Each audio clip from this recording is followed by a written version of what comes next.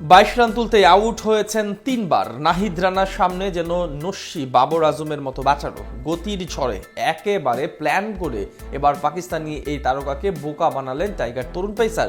সেই সাথে দলকে এনে দিলেন দারুণ এক ব্রেকথ্রো, যেই এক উইকেটেই ঘুরে গেছে ম্যাচের ভাগ্য। পাকিস্তানের বিপক্ষে নাহিদ রানার এই আগুন ঝরানো বোলিং এবং বাবরকে বোকা বানানো নিয়ে বিস্তারিত জানবো প্রতিবেদনে।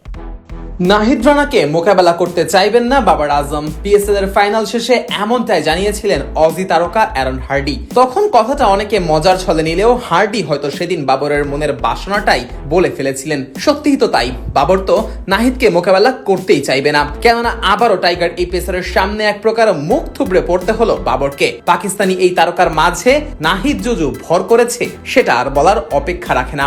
এখন পর্যন্ত আন্তর্জাতিক ক্রিকেটে বাবর আজম নাহিদ রানার মুখোমুখি হয়েছে মোট 4 বার। তার মধ্যে 3 বারই বাবর ফিরেছেন নাহিদের বলে আউট হয়ে, হোক সেটা নিজের ঘরের মাঠ কিংবা হোক সেটা প্রতিপক্ষের মাঠ। নাহিদের বোলিং এর সামনে পড়লেই ছেড়ে দে মা কেঁদে বাঁচি অবস্থা হয়ে যায় বাবরের।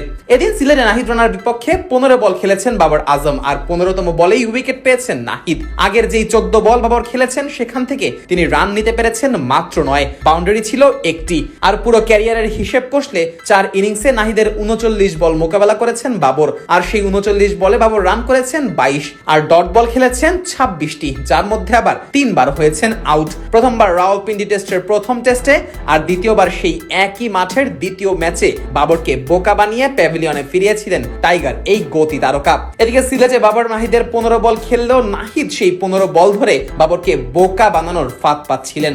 কেননা এদিন ব্যাট হাতে বেশ সাবলীল ছিলেন বাবর। টাইগারদের বোলারদের ঘুম হারাম করে পূর্ণ করেন নিজের 50। সেই সাথে দলের সংগ্রহটাও বড় করার দিকেই এগোচ্ছিলেন এই ব্যাটার। তবে তখনই আসলে বাবরকে বোকা বানানোর কাজটা করেন নাহিদ। একের পর এক নিজের স্টক ডেলিভারি তো করেছেন, সেই সাথে ব্যাটার বাবর আজমকেও সেট করেছেন একটা নির্দিষ্ট জায়গায়। এই ছবিটা দেখলেই বোঝা যায় বাবর আজমকে সামনের পা এগিয়ে খেলার সুযোগটাই দেননি নাহিদ রানা।